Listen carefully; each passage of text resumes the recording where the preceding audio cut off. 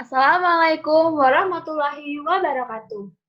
Halo teman-teman, kembali lagi dengan saya Astrid Dwi Anjasti dengan NIM 19080706051. Kali ini kita akan melakukan percobaan untuk mengetahui pengaruh luas permukaan, suhu, dan konsentrasi terhadap laju reaksi. Sebelum itu, kita harus tahu apa sih yang dimaksud dengan laju reaksi? Jadi, laju reaksi atau kecepatan reaksi itu menyatakan banyaknya reaksi kimia yang berlangsung per satuan waktu. Laju reaksi terlihat dari perubahan konsentrasi molekul reaktan atau konsentrasi molekul produk terhadap waktu. Laju reaksi tidak tetap, melainkan berubah secara terus-menerus seiring dengan perubahan konsentrasi. Faktor-faktor yang mempengaruhi laju reaksi itu ada 4 teman-teman, yaitu yang pertama adalah luas permukaan, yang kedua konsentrasi, ketiga suhu, dan keempat katalis. Pada percobaan ini, kita akan menguji 3 faktor yang mempengaruhi laju reaksi, yaitu luas permukaan, konsentrasi, dan suhu. Percobaan untuk mengetahui pengaruh luas permukaan, konsentrasi, dan suhu pada percobaan ini akan kita gunakan 2 bahan utama, yakni cangkang telur dan asam cuka. Perlu teman-teman ketahui nih ya, cangkang telur itu terdapat kandungan nutrisi seperti kalsium, zat besi, dan mineral lainnya. Untuk proporsi kandungan cangkang telur diantaranya terdiri dari 95% kalsium karbonat, fosfor, dan protein rantai tinggi mendekati 5%, sedikit chitin, serta chitosan sebesar 0,05%. Cangkang telur memiliki rumus kimia CaCO3 yang dapat bereaksi dengan larutan CH3COOH atau asam cuka. Kira-kira seperti apa ya percobaan untuk mengetahui pengaruh luas permukaan, konsentrasi, dan suhu terhadap laju reaksi? Penasaran? Ayo kita mulai percobaannya. Bahan-bahan beserta alat yang dibutuhkan antara lain, untuk bahannya adalah kita membutuhkan cangkang telur, setelah itu kita juga membutuhkan asam cuka, lalu kita membutuhkan H2O atau air. Sedangkan untuk alatnya kita membutuhkan gelas bening, setelah itu ada sendok, serta kita membutuhkan stopwatch untuk mengukur waktu.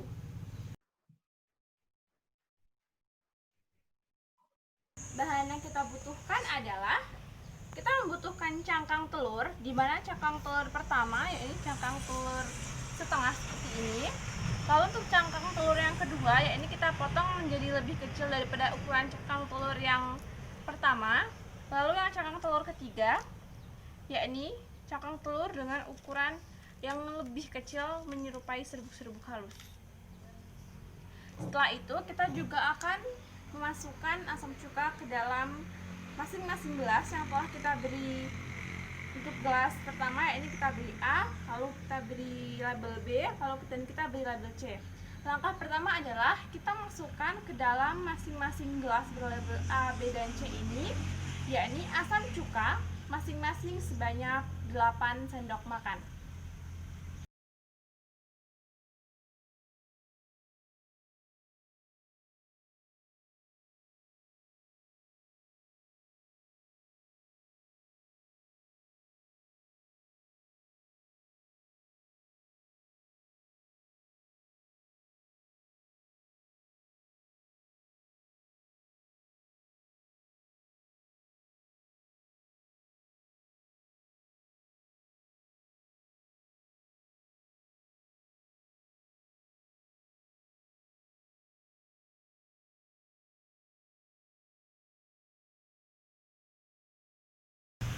Selanjutnya, setelah kita masukkan masing-masing 8 sendok makan cuka ke dalam gelas berlabel A, B, dan C ini, kita akan memasukkan secara bersamaan, yakni masing-masing cangkang telur.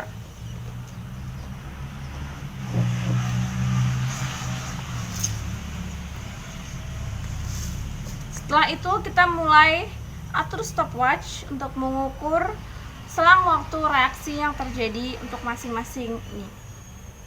Untuk masing-masing gelas berlabel A, B, dan C. Baik, di sini dapat kita lihat reaksi terjadi pada gelas C paling cepat, yakni lalu kemudian disusul oleh gelas B dan oleh gelas A, di mana reaksi ditunjukkan oleh munculnya gelembung, di mana pada gelas C lebih banyak gelembung, lalu disusul oleh gelas B, dan terakhir oleh gelas A. Sedangkan untuk masing-masing waktu reaksi, yakni untuk gelas C yang paling cepat mengalami reaksi terjadi pada detik ke-49, lalu untuk gelas B yakni terjadi pada detik ke-1, 1 menit lewat 15 detik. Kemudian untuk gelas A yakni yang paling lama bereaksi terjadi pada menit ke-1 detik, 1 menit 50 detik maksud saya. Untuk mengetahui pengaruh luas permukaan terhadap laju reaksi, dapat kita buat data pengamatan sebagai berikut. Untuk sampel A yang berisi 8 sendok makan asam cuka dan sepertiga bagian cangkang telur menghasilkan reaksi berupa gelembung udara muncul paling lama. Cangkang telur juga paling lama mengapung dan cangkang telur mengelupas. Waktu reaksi terjadi pada detik ke-111.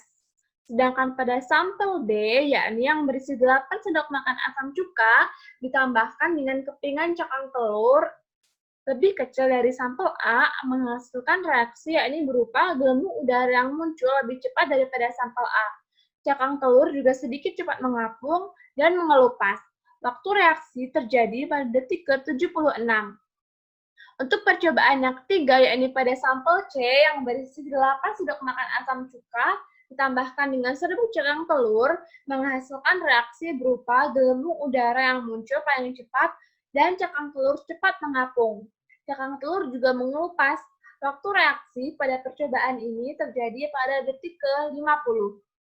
Dapat ditarik kesimpulan berdasarkan hasil pengamatan bahwa laju reaksi paling cepat terjadi yakni pada sampel yang berisi serbuk cangkang telur yang dimasukkan ke dalam 8 sendok makan asam cuka. Gelembung gas yang timbul ketika reaksi berlangsung itu merupakan hasil dari reaksi asam cuka dan cangkang telur. Semakin lama waktu perendaman, gelembung gas yang muncul itu akan semakin banyak dan menutupi hampir seluruh permukaan gelas. Pada permukaan atas dapat dirasakan panas dari gelembung gas yang ditimbulkan. Hal ini menandakan bahwa reaksi cuka kulit telur akan menghasilkan karbon dioksida. Gelembung yang menyelimuti telur seolah mengikis permukaan kulit telur.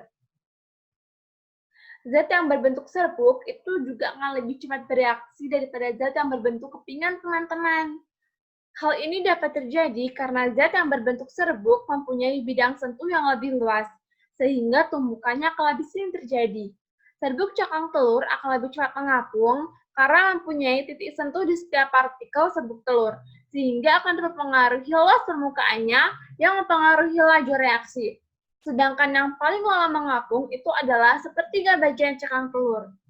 Hal ini terjadi karena mempunyai titik sentuhnya sedikit, sehingga akan mempengaruhi luas permukaan total zat itu akan semakin bertambah apabila ukurannya diperkecil. Semakin halus suatu zat, maka laju reaksi yang terjadi juga akan semakin besar, karena luas permukaan yang bereaksi semakin besar. Berikut ini adalah grafik untuk luas permukaan sentuhan terhadap laju reaksi.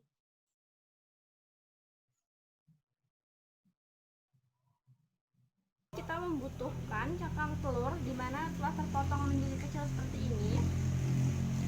Kita membutuhkan cangkang telur seperti itu, bentuknya sama.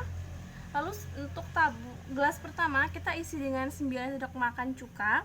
Gelas kedua kita isi dengan 6 sendok makan cuka plus 3 sendok makan air. Sedangkan untuk gelas yang ketiga kita isi dengan 3 sendok makan asam cuka, 6 sendok makan air. Pertama kita akan mengisi gelas pertama yaitu dengan 9 sendok makan cuka.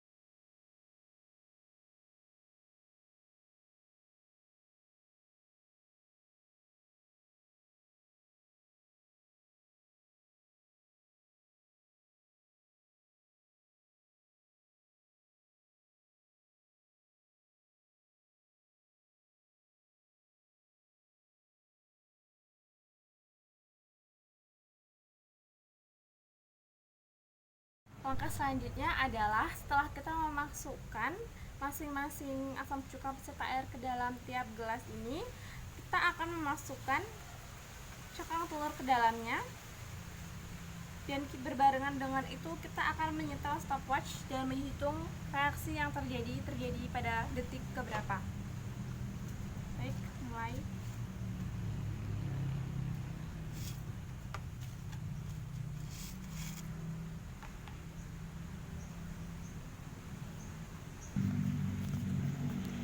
Ini dapat kita lihat gelembung cepat terjadi, yakni pada gelas berlabel A, di mana mulai terjadi pada detik ke 40. Setelah itu disusul oleh pergerakan yang cepat terjadi, yakni pada label 6 sendok makan asam cuka plus 3 sendok makan air atau berlabel B, yakni terjadi pada detik ke 56. Lalu kita lihat di sini reaksi mulai terjadi pada berlabel C, yakni pada 3 sendok makan asam cuka plus 6 sendok makan air, yakni pada detik ke, maksud saya menit ke 1 menit lewat 13 detik. Sudah dapat kita lihat pergerakan terjadi secara cepat, yakni pada cakang telur yang dimasukkan ke dalam 9 sendok makan cuka tanpa air, kemudian disusul oleh cakang telur yang dimasukkan ke dalam 6 sendok makan air plus 3 sendok makan H2O, lalu disusul oleh cakang telur yang dimasukkan dalam 3 sendok makan asam cuka plus 6 sendok makan air. Dapat kita lihat di sini cakang telur mulai mengapung pada ketiga tabung reaksi, dan paling banyak cakang telur yang mengapung dan paling cepat yakni pada gelas berlabel A. Percobaan yang kedua telah kita lakukan untuk menguji pengaruh konsentrasi terhadap laju reaksi, dan kita dapatkan hasil pengamatan sebagai berikut. Untuk sampel A yang berisi 9 sendok makan asam cuka dan ditambahkan 1 cakang telur menghasilkan reaksi, yakni berupa gelembung udara muncul dengan cepat dan banyak. Pergerakan gelembung paling cepat dan cakang telur paling cepat mengapung. Waktu terjadinya reaksi terjadi pada detik ke-40.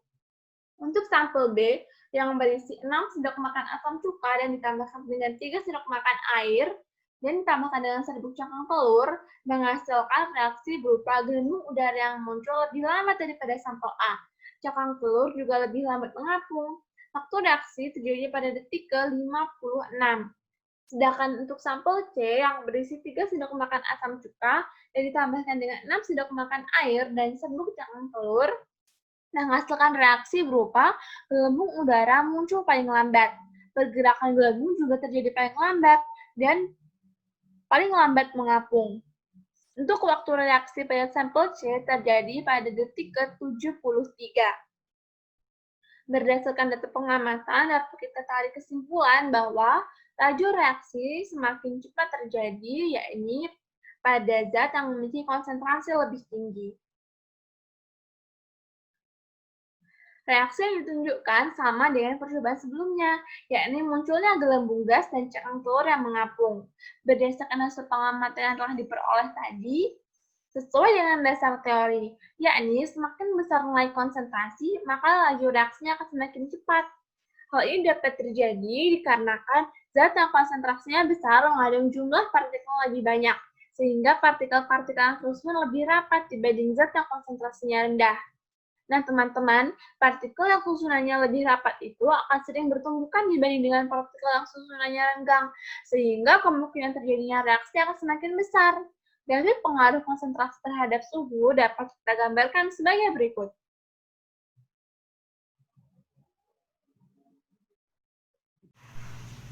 Selanjutnya, untuk percobaan ketiga, yakni kita akan menguji pengaruh suhu terhadap laju reaksi. Di sini kita seperti percobaan sebelumnya, yaitu membutuhkan cakang telur yang telah kita menjadikan cakang telur kecil-kecil seperti ini dengan ukuran yang sama. Setelah itu kita di sini memiliki 3 gelas, di mana gelas A telah saya isi yakni dengan 5 sendok makan air panas, lalu gelas B saya isi dengan 5 sendok makan air biasa, lalu gelas C saya isi dengan 5 sendok makan air dingin. Selanjutnya kita akan menambahkan yakni 5 sendok makan cuka ke dalam masing-masing gelas tersebut. Kita berikan 5 sendok makan cuka yakni pada air panas.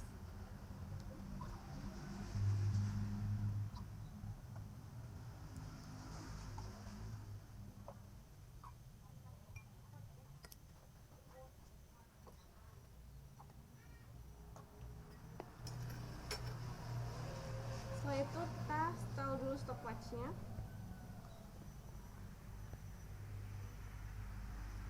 Lalu bersamaan dengan itu kita masukkan cangkang telur ke dalam masing-masing tabung reaksi ataupun gelas ini.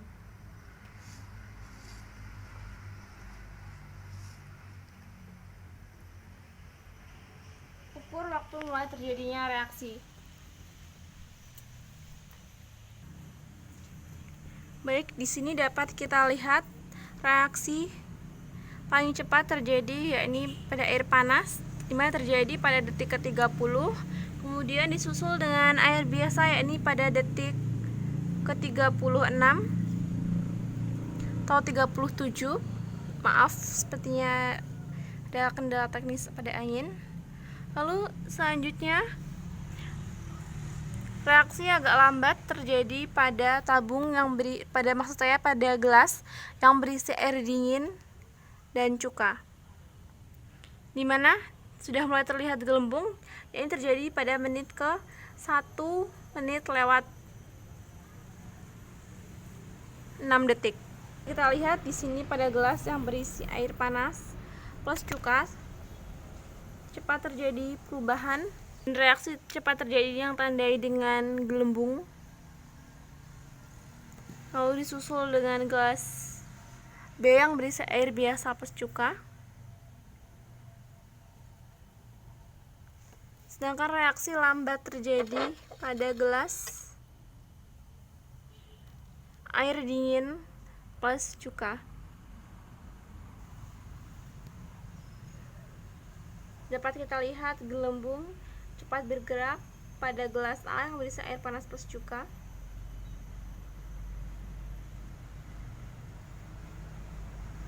Dapat kita lihat waktu reaksi yang terjadi untuk gelas yang berisi air panas pada detik ke-30, gelas yang berisi air biasa yakni pada detik ke-37, dan gelas yang berisi air dingin plus cuka yakni cangkang telur bereaksi pada menit ke 1 menit lewat 6 detik.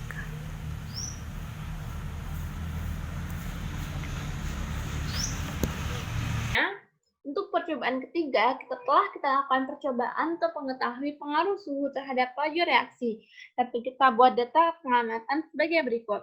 Untuk sampel A yang berisi 5 sendok makan asam cuka dan 5 sendok makan air panas, serta kita tambah dengan 1 cangkang telur, menghasilkan reaksi yakni berupa gelembung udara muncul dengan cepat dan banyak. Pergerakan gelembung juga terjadi paling cepat.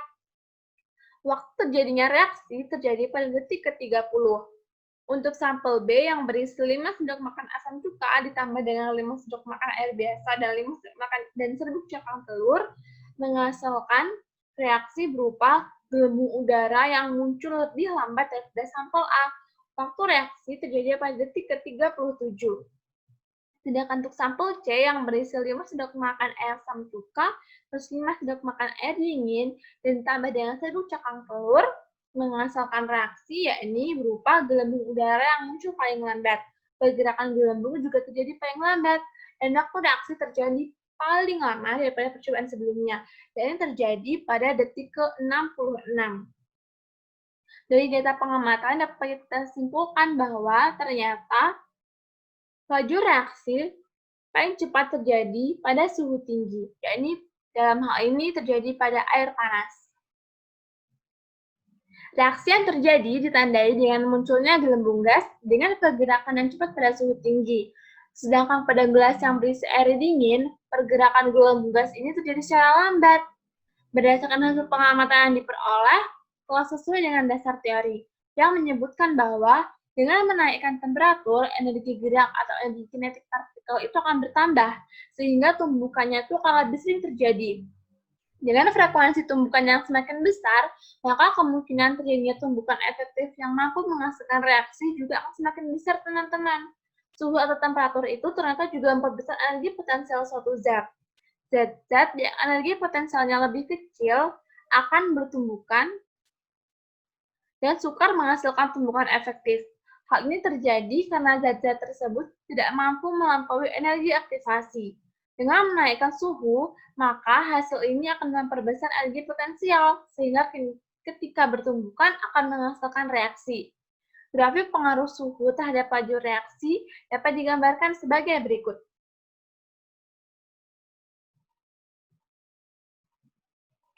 Dapat teman-teman lihat juga seperti percobaan yang telah kita lakukan untuk ketiga uji pengaruh terhadap luas permukaan suhu dan konsentrasi, ternyata setiap cangkang telur itu mengalami pengelupasan. Asam cuka akan merombak kalsium kulit telur dan melunakkannya, sehingga bagian kulit telur yang cukup lama terkena asam cuka akan melembek. Cangkang telur sebagian besar terbuat dari kalsium karbonat. Dengan menggunakan asam cuka, maka kulit ini akan larut. Cangkang telur yang direndam dengan asam cuka, yakni kalsium karbonatnya akan bereaksi dengan asam cuka, membentuk garam kalsium karbonat larut, sehingga yang tersisa adalah protein pengikat yang elastis. Semakin banyak air cuka yang diberikan pada kulit telur, maka kulit telur atau cangkang telur tersebut akan cepat mengapung dan menjadi lunak dan mengelupas. Untuk reaksi kimia yang terjadi pada cangkang telur dan asam cuka dapat kita tuliskan sebagai berikut.